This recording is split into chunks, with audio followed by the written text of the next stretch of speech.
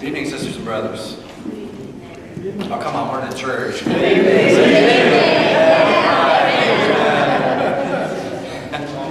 All right, so Scott asked if I would do an invocation. I first want to thank the staff of Our Savior's Lutheran Church for allowing us to be in their sacred place this evening for this conversation.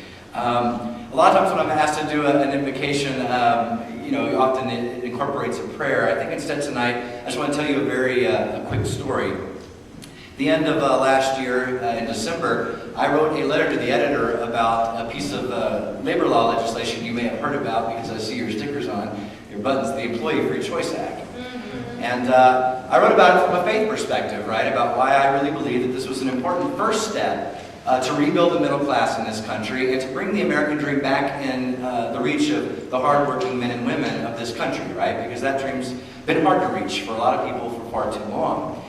So I should probably stop doing this, but what I often do, I'll go and look at the comments that are posted right on the website for the newspaper.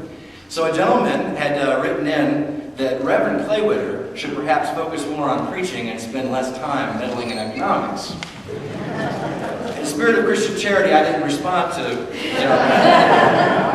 But I want all of you to know, in my faith tradition, which is the Judeo-Christian tradition, economic justice is actually a central concern, right, of my faith and of the faith of many folks. In fact, in the Hebrew Bible, one out of the second most prominent theme in the Hebrew Bible after idolatry is justice for the poor.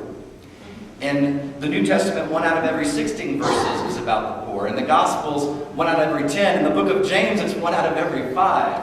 So this is not a marginal concern, it's central, and that's why I'm involved in this kind of work, and just so happy to be here in this sacred place with all of you for this sacred discussion.